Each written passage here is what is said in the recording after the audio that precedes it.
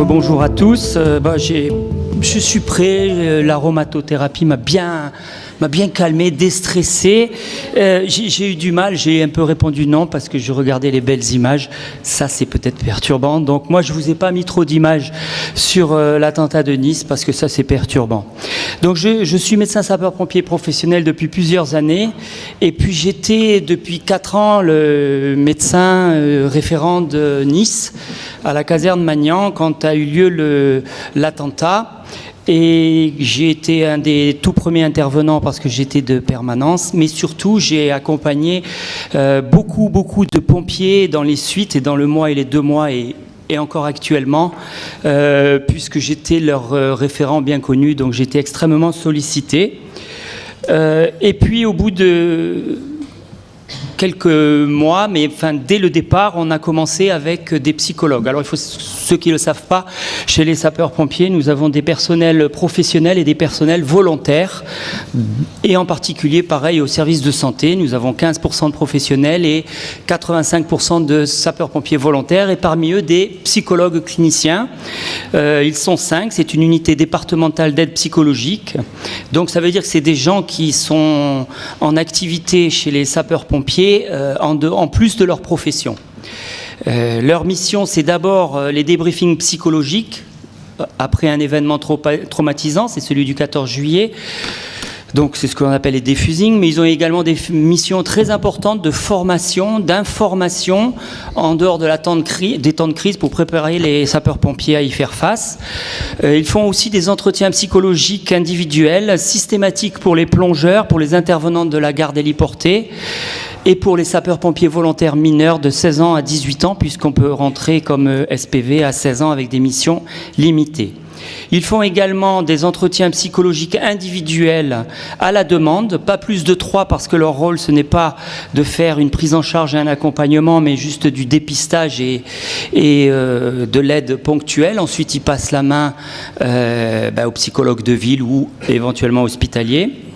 Et ces entretiens individuels, c'est à la demande des médecins du travail en cas de souffrance, pour les agents qui le demandent, pour leur expliquer un petit peu ce que ça peut leur apporter, et dans les suites de débriefing, bien sûr, ou sur un collectif, on a des pompiers qui vont avoir besoin d'aide.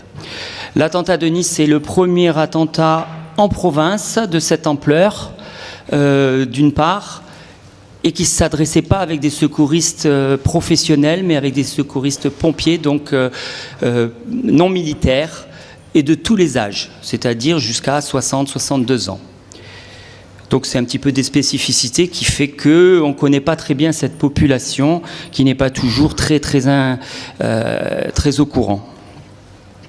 Donc la prise en charge post-immédiate par les psychologues cliniciens sapeurs-pompiers volontaires a eu lieu d'abord, dans un premier temps, il y en a 2 qui sont venus sur les lieux, au poste médical avancé, qui ont été identifiés, qui ont fait acte, non pas de psychologie, bien entendu, mais se montrer, se voir, faire partie du groupe, ça aide. L'inconvénient, c'est que ça les implique eux aussi, du coup.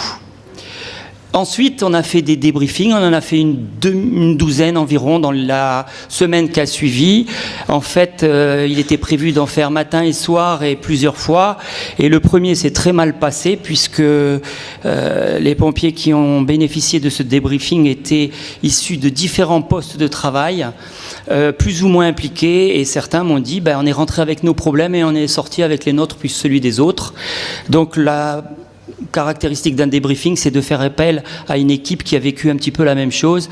Là, sur 350 pompiers, beaucoup ont vécu des choses différentes, donc on a changé j'ai changé de dimension et on a transformé ce qui était planifié comme débriefing en information en caserne sur ce que c'est que le stress aigu et le syndrome post-traumatique. Souvent, on confond un petit peu les deux. Les mêmes signes, le lendemain de l'attentat, sont normaux, sont du domaine du stress aigu. 2 ou 3 mois après, c'est du stress post-traumatique, donc il aura fallu leur donner ces informations tout simplement. Et on a fait des entretiens individuels, il y en a eu plus d'une centaine dans le mois, et ça a duré pendant 2 à 3 mois à leur demande. On n'a pas forcé quiconque à le faire, ce qui a été obligatoire à Paris avec des militaires. J'ai pas souhaité que ça le soit, ça pouvait provoquer des réactions de refus ou de rejet. Enfin, il y a de nombreux pompiers qui m'ont fait part de leur prise en charge par la CUMP, c'est-à-dire donc la cellule d'urgence médico-psychologique du SAMU et hospitalière, voire par des psychologues, des psychiatres ou autres en ville, de leur connaissance. Bien entendu, je ne peux pas les comptabiliser. Pourquoi ? Parce que tout simplement, nous étions tous débordés et l'accès aux soins était plus du domaine de la médecine de catastrophe que du fonctionnement quotidien. Donc voilà comment ça s'est fait. Au bout de quelques mois, 6 mois, je me suis dit que on ne savait pas trop ce qui se passait, et j'ai souhaité essayer de savoir comment ils allaient. Et j'ai donc, après avoir pris contact avec le service de la brigade des sapeurs-pompiers de Paris, mis en place un questionnaire dont on a un petit peu parlé ce matin, à peine, le questionnaire PCLS. Ce questionnaire, c'est un questionnaire qui a été validé par l'armée américaine puis par l'armée française, et qui a donc fait l'objet de plusieurs publications scientifiques, ce qui fait que les résultats peuvent être comparés. Donc je ne l'ai pas changé, sauf qu'au lieu de parler d'un stress ou d'un trauma en général, je l'ai rattaché au 14 juillet avec 3 objectifs: dépister, sensibiliser et mieux connaître. Alors, l'objectif, c'est d'abord de sensibiliser les sapeurs-pompiers et leur hiérarchie sur les conséquences psychopathologiques de l'attentat, parce que très souvent ils le nient, soit parce qu'ils ont l'impression que c'est une preuve de faiblesse, soit parce que dans un collectif, surtout sur le pourtour méditerranéen, on est un petit peu hâbleur. Ensuite, c'est deuxième objectif, dépister les symptômes et les pathologies persistantes. Donc je rappelle, c'est à 6 mois que je l'ai fait. J'ai attendu 6 mois pour que ça ne soit pas trop précoce. Et enfin, mieux connaître les conséquences chez les sapeurs-pompiers. Comme je vous l'ai dit, c'était le premier événement de cette importance en province. Avant, ça ne pouvait pas arriver, ça arrivait qu'à Paris, les attentats. Et donc, pour améliorer la prévention, les prises en charge futures et les moyens à mettre en œuvre, et il y a déjà eu des conséquences, mais c'est un autre sujet. Alors le questionnaire PCLS, c'est un questionnaire basé sur le DSM-4 et non pas sur le DSM-5. Pourquoi ? Parce que quand je l'ai commencé il y a 2 ans, c'était surtout le DSM-4. Ceci dit, il y a une étude internationale qui a été faite par les Américains, qui sont toujours beaucoup plus rapides que nous, et qui a démontré qu'il n'y avait pas de grosse différence entre le 4 et le 5. Donc du coup, comme j'ai refait ce questionnaire 1 an et demi après pour voir l'évolution, je suis resté sur le même questionnaire. Le classement des échelles et des questions se fait d'après les études en 3 catégories. L'intrusion, les questions de 1 à 5, c'est les rêves répétitifs. Ce matin, une de nos conférencières en a parlé, et un peu plus en détail, donc je n'insisterai pas. L'évitement, on évite certains endroits, on évite d'en parler. Et enfin, l'hyperstimulation, on sursaute facilement et on est en alerte constamment. C'est bien ce que nous avons observé. Sur le plan international, le score de 44 correspond au diagnostic de syndrome post-traumatique, avec une sensibilité de 97%, ce qui est quand même assez intéressant, bien qu'il faut être très précis. Ces questionnaires ne sont pas faits pour faire du diagnostic, mais pour faire du dépistage. C'est bien un entretien clinique complet, voire spécialisé, qui arrivera au diagnostic. Le score de 34 à 44, c'est des sujets relevant d'une prise en charge partielle, sans avoir réellement un syndrome post-traumatique complet, mais des signes.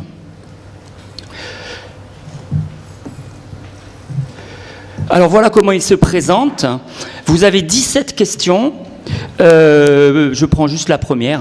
Au cours du dernier mois, à quel point avez-vous été dérangé par des souvenirs répétitifs, perturbants ou non désirés suite à l'expérience stressante, c'est-à-dire suite à l'attentat? Alors le questionnaire initial est coté de 1 à 4. Quand j'ai fait quelques tests avec 2-3 pompiers que je connaissais, ils avaient du mal à répondre 1 quand ils allaient bien. Donc je l'ai un petit peu transformé en le mettant de 0 à 4, ce qui fait 5 items au lieu de 4. Mais bon, en dehors de ça, tout le reste fait partie de la littérature. Donc vous voyez, il y a 17 questions. Pourquoi 17 ? Parce que c'est assez facile à remplir et ça permet d'avoir un taux de réponse un peu plus important. Si j'avais fait 3 ou 4 pages de questions, je pense que certains auraient tout envoyé balader ou j'aurais eu du mal à avoir des réponses exploitables. J'ai obtenu donc 96 réponses, une inexploitable. Alors, quelles sont les faiblesses et forces de ce questionnaire ? Il est simple, il est facile à remplir, il est validé. Créé en 1993 aux États-Unis, validé en 2003 et en 2011 par le service de santé des armées. Depuis, ils l'ont même développé en fonction des situations, des soldats, des origines de stress. Le maillage, par contre, c'est une faiblesse, il est large. On ne peut pas vraiment aller dans le détail, c'est bien du dépistage. Pour le dépistage, ce qui compte, c'est bien la sensibilité. Faiblesse des moyens disponibles, je me suis retrouvé à vouloir faire quelque chose. Je me suis dit, c'est le moment, avec, en termes d'organisation, peu de moyens humains et peu de moyens financiers. Donc, par exemple, ce questionnaire est parvenu aux pompiers professionnels avec la feuille de paye et on a fait un envoi aux pompiers volontaires qui étaient intervenus par un mailing, pas par un mailing, pardon, par enveloppe. Ensuite, ce questionnaire a aussi un défaut pour moi, c'est la durée, c'est pour évaluer la durée et l'intensité de l'exposition au stress. Pour moi, je suis qualifié en médecine du travail, on parle d'exposition. Donc exposition à une flamme, c'est la distance et la durée. Exposition au stress, c'est où est-ce que vous étiez, ça tirait ou ça tirait pas, vous étiez loin ou pas loin. Donc ça, c'est des éléments qui n'ont pas pu être recueillis par le questionnaire, mais qu'on a quand même apprécié après. Quels sont les biais ? La prise en compte des non-répondants, soit c'est parce qu'ils vont bien, je le pense, soit c'est parce qu'ils ne se sentent pas concernés. Ça, c'est le sentiment que j'ai eu en discutant avec mes collègues dans la cour de la caserne. Soit certains n'ont pas souhaité répondre du fait de leur mal-être, et il y en a quelques-uns. En fait, j'ai eu 95 réponses, mais il faut savoir que sur le terrain, il y avait 350 impliqués, soit dans les salles opérationnelles, réception des 18 ou le CODIS, soit sur le terrain. Enfin, l'évolutivité et la variabilité des scores dans le temps entre février et août, quand j'ai reçu les réponses, n'est pas prise en compte. Et ça peut, effectivement, c'est une récupération pour ceux qui ne sont pas malades, qui se fait progressivement et assez rapidement. Ça peut influer sur les réponses. Enfin, l'absence de questions sur d'éventuelles prises en charge individuelles par rapport à des antécédents personnels n'est absolument pas évoquée. Et puis la dernière chose qui m'a été demandée de temps en temps, c'était comment on répondait à certaines questions. Donc, comme pour tout questionnaire, on peut avoir des réponses qui ne sont pas prises en compte. Alors, quels sont les résultats ? Statistiquement, une analyse des facteurs a montré qu'il y avait 2 groupes. Donc, la théorie, c'est 3 groupes. On en a parlé ce matin, je vous l'ai expliqué tout à l'heure. Là, il y en a 2. Le premier, c'est la vigilance. Le deuxième, c'est l'émotion, la distanciation émotionnelle. Ça, c'est les résultats de questionnaire. Alors qu'est-ce que c'est la vigilance ? On a regroupé l'intrusion, les rêves répétitifs, l'évitement de certains endroits. Certains pompiers ont mis 1 an avant de retourner sur la promenade des Anglais. Les conversations, certains ne veulent plus en parler ou certains en parlent tout le temps. Et puis il y a aussi l'hyperstimulation, tel pompier quand il va faire les courses de Noël avec sa femme, reste à l'entrée du magasin et surveille au cas où un terroriste arrive. Alors ça c'est des exemples pour imager, mais on le retrouve. C'est sursauter facilement, être en alerte constamment, une porte qui claque, et ça s'est vu. Et enfin, la distanciation émotionnelle, c'est le sentiment d'être coupé de l'entourage et une perte d'intérêt pour certaines activités qui faisaient plaisir auparavant.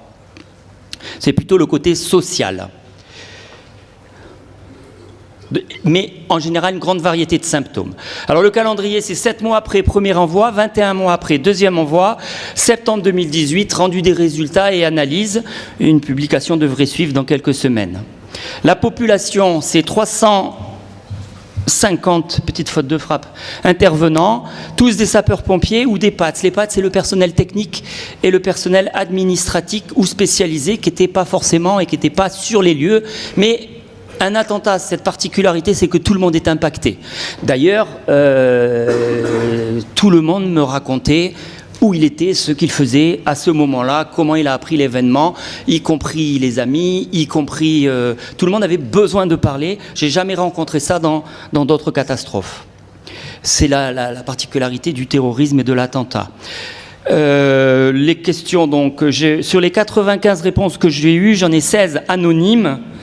Il faut savoir que ces 16 anonymes sont les plus graves.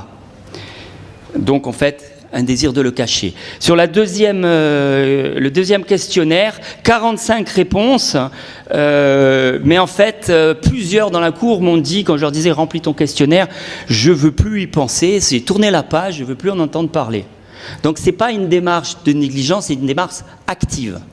Et d'autres me disent « je vais bien, c'est bon, je n'ai pas besoin de rendre le questionnaire, je vais bien ». Donc, ce non-réponse a aussi un sens. Comment se sont distribués les scores du premier questionnaire? Donc sur la gauche, vous voyez les scores bas, et vous voyez qu'il y a à peu près 66% des répondants, donc il faudrait les diviser par 3 par rapport à l'ensemble des intervenants, qui vont bien. Et vous en avez 16 personnes, soit 17% qui ont un seuil supérieur à 34 et qui présentent des signes incomplets, mais qui ont quand même une symptomatologie. Et 16 personnes, 17%, qui, eux, ont un score très élevé avec une véritable souffrance. Pour votre info, il y en a 5 qui ont déclaré des accidents de travail. Le deuxième questionnaire, c'est, comme on peut s'y attendre, beaucoup plus bas, avec 72% qui vont bien, 15% qui ont encore quelques signes et 11% qui ont encore des signes. D'ailleurs, certains ont des signes qui sont apparus plus d'un an après, alors qu'ils allaient bien avant, et très souvent à l'occasion des événements de la vie ou d'une autre intervention. Ça a réveillé ce qu'ils avaient bien mis sous le couvercle. Et enfin, il y avait une dernière partie dans le... Enfin, il y a une autre partie dans le niveau, c'est le niveau d'implication dans les questionnaires, que pas de manière arbitraire, mais avec, j'espère, du bon sens, j'ai essayé de classer l'exposition. Vous avez des gens qui ont répondu et qui étaient en souffrance alors qu'ils n'étaient pas sur les lieux. Ils ont reçu le questionnaire et ils ont voulu le répondre. Ok. Donc ça veut dire que pour un attentat, c'est pas parce que vous n'êtes pas sur les lieux que vous n'allez pas avoir besoin d'une prise en charge. Je vois que certains qui opinent, oui, vous l'avez probablement vécu ou constaté. J'ai classé ceux qui étaient impliqués mais en dehors du terrain, c'est-à-dire ceux qui étaient en renfort et en caserne, dont certains étaient très mal parce qu'on les a pas engagés, parce qu'on n'en avait pas besoin. Et ils ont failli se battre, même, 2. Et enfin, ceux qui étaient en salle opérationnelle, où on reçoit les 18 et où on gère les secours, ça s'appelle le CODIS, pour ceux qui ne connaissent pas, n'étaient pas du tout sur le terrain, ils étaient pour moi classés 1. Et eux aussi ont vécu des souffrances et parfois non négligeables. Enfin, 2, c'est impliqué sur les lieux de l'attentat, mais je vous rappelle que cet attentat faisait 1,9 km, avec au Palais de la Méditerranée le gros des blessés. Et 3, très impliqués, il y avait une trentaine de pompiers qui étaient là en service de sécurité avant, qui ont été obligés d'être à plat ventre parce que les forces de police tiraient et leur ont demandé de se coucher. Ils ont eu l'impossibilité de se déplacer parce qu'on dit sinon on vous tire dessus, parce qu'on ne sait pas s'il y a plein de terroristes ou pas. Donc eux, ils ont été très très exposés, peut-être pas très longtemps, mais de manière très intense. Alors, quels sont les résultats, rapidement, là, je ne sais plus combien de temps j'ai. 15 minutes, c'est bon? 5? Alors, vite. L'implication par grade. On s'aperçoit que les hommes du rang sont très impliqués, les sous-offres, pas du tout. C'est pas logique, ils étaient ensemble en équipe. Alors, mon interprétation, c'est que les sous-offres ont de la bouteille. Mais c'est que moi qui dis ça. Je n'ai pas d'éléments pour vous le garantir. Le service de santé, très impliqué. On était quand même une trentaine d'infirmiers et 16 médecins au poste médical avancé. Et bon, ils sont très impliqués dans les questionnaires. Ensuite, le résultat global, on a 3 profils de réaction. 1, ils n'ont pas grand-chose. 2, ils ont beaucoup. Et 3, ils ont un peu. Je vais aller assez vite. Ce que l'on constate déjà ici, c'est que c'est surtout la vigilance qui est le plus marquant. Les résultats par grade, bon, j'en ai déjà un petit peu parlé. Au niveau émotionnel, pas de différence entre les grades. Au niveau de la vigilance, beaucoup de vigilance. Ce résultat et cette différence, on la retrouve partout. J'en tire une conclusion personnelle, c'est que quand je vais interroger un pompier qui a eu un événement traumatisant, je vais surtout explorer les signes vigilance et beaucoup moins les signes émotionnels qui auront pour moi moins de signification. Le côté social.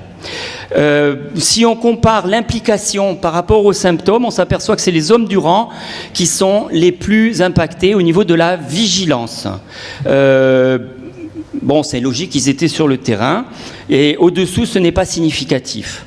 Par contre, les personnels administratifs qui n'étaient pas du tout sur le terrain et moins impliqués, on voit, ils sont très bas, effectivement. Les résultats par statut, eh bien, c'est ceux qui ne l'ont pas renseigné, et on voit que c'est assez impactant. Au niveau de la vigilance, pareil, au niveau de l'émotion, rien, pas de différence significative. Et ce sont les volontaires, eh bien sûr, ils sont moins préparés à faire des interventions plus difficiles, puisqu'ils ne sont pas de garde plusieurs fois par mois pendant 24 heures. L'évolution des symptômes en 7 mois, de 7 mois à 21 mois, retrouve la différence entre la vigilance qui a des symptômes qui diminuent et l'émotion qui est stable dans le temps. Ensuite, j'ai fait quelques questions ouvertes complémentaires et j'ai demandé s'ils souhaitaient que je prenne contact avec eux ou me joindre. Donc, les signes qui ont été marqués dans les questions ouvertes sont extrêmement variables.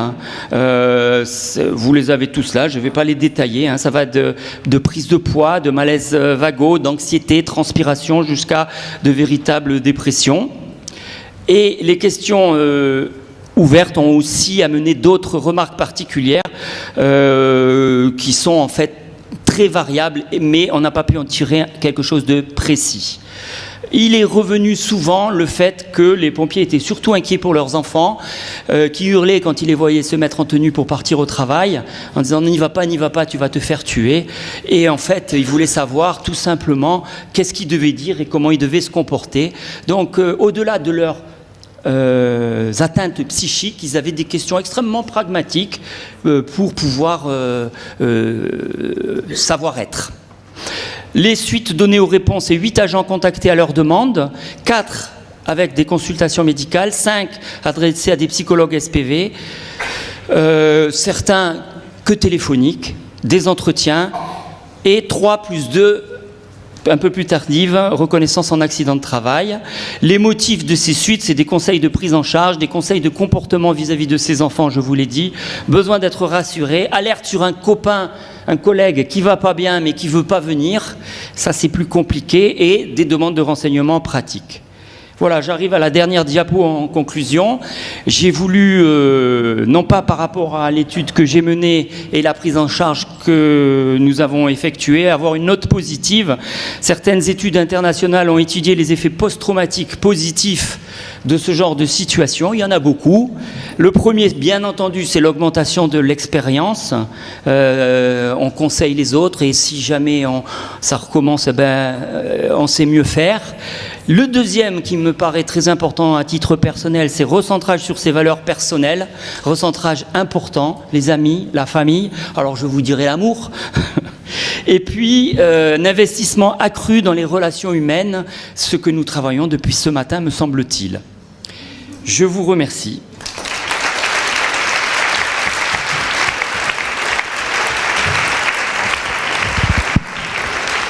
Merci beaucoup pour cette belle communication. Est-ce qu'il y a des questions ?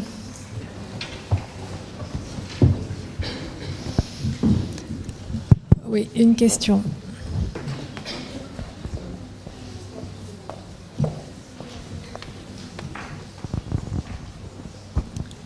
Bonjour, merci pour cette intervention. J'ai une question. Là, on a parlé beaucoup de ce qui se passait après les accidents. Est-ce qu'il y a des mises en place de protocoles préventifs ? Oui, tout à fait. Je l'ai dit très très rapidement parce que le temps imparti ne permettait pas de le développer. Dans beaucoup de formations, en particulier dans pas les formations incendie, mais les formations de secours d'urgence à personne, nos psychologues cliniciens interviennent et ont une séquence de formation sur la gestion du stress. Il y en a dans plusieurs formations, puisqu'il y a un tronc commun de 2 heures sur le stress, et puis ensuite une séquence de 2 heures avec plus de débats. Et donc ça, c'est quelque chose d'important. Et enfin, on a une permanence de psychologue H24 toute l'année quand il y a des accidents graves d'un sapeur-pompier ou une intervention qui est mal vécue. Ça nous arrive à peu près 5 à 6 fois par an. Donc petit à petit, ils commencent à s'habituer à avoir cet environnement. Cette étude me donne l'idée que peut-être il faudrait faire ce dépistage systématiquement après chaque visite médicale annuelle ou avant. Voilà, je ne détaille pas les programmes parce que c'est un sujet à part entière. Eh bien, merci beaucoup, colonel Steph. C'était très important parce que je crois que les primo-intervenants sont souvent oubliés et parce que les gens croient que parce qu'on porte un uniforme, on est blindé. Mais ce n'est pas le cas. Donc, merci de le rappeler.